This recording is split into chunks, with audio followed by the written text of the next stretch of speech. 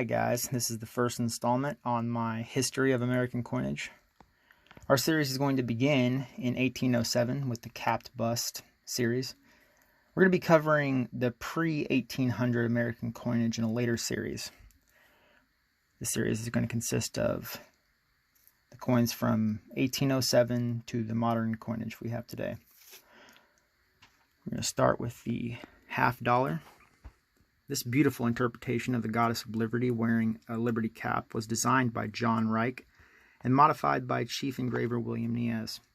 The design ran from 1807 to 1839, struck in 89.2% silver and 10.8% copper.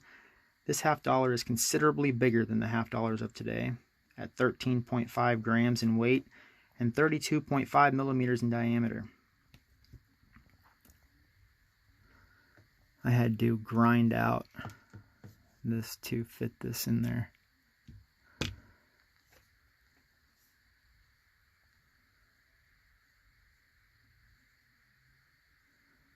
a beautiful coin.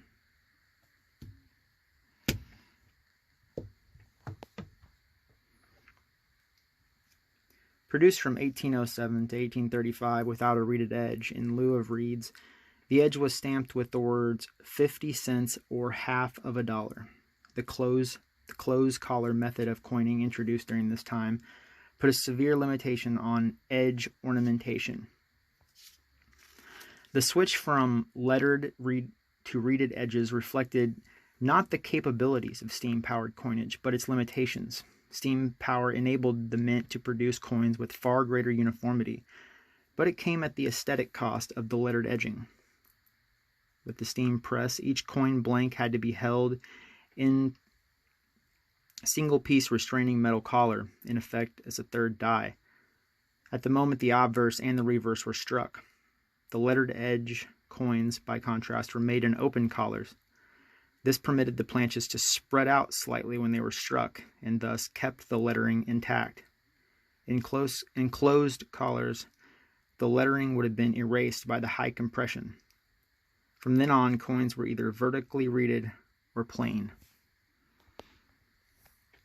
Next, we have the capped bust quarter. It was designed by John Reich as well. This popular design ran from 1815 to 1838. This quarter is considerably larger than the quarters of today at 6.74 grams in weight and 24.3 millimeters in diameter. Well, the ones from 1831 to 1838 are. This one right here is one of the smaller types. It was struck with a reeded edge in 89.2% silver and 10.8% copper. From 1815 to 1828, it was actually 27.5 millimeters, which is even bigger than this one. Next, we have the capped bust dime, also designed by John Reich. There were two types of this dime, the large and the small type. This design ran from 1809 to 1837 with a reeded edge on it.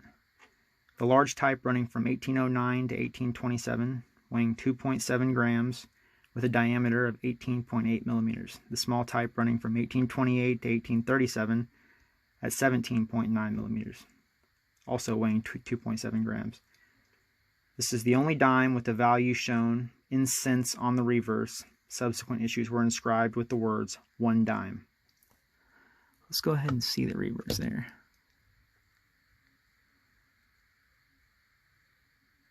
$0.10. Next is the half dime, which that's the obverse there. It's in 1835. And that's the reverse there.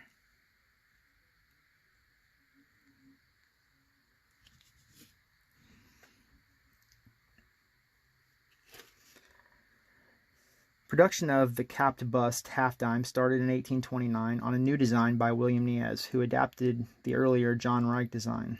All these were made in Philadelphia and were 89.2% silver and 10.8% copper, weighing 1.35 grams and 15.9 millimeters in diameter. All issues contained a reeded edge. Also running during this time was the half cent, and large cent. You can see on this one, it's got the 1/200th of a dollar on there. It's a really cool coin. And there's the 1 cent.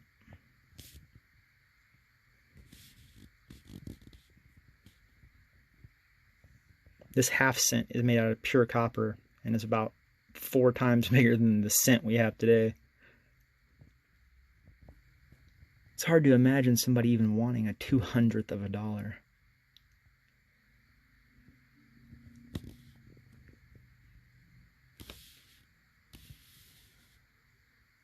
Thank you for joining me for my first installment of A History of American Coinage.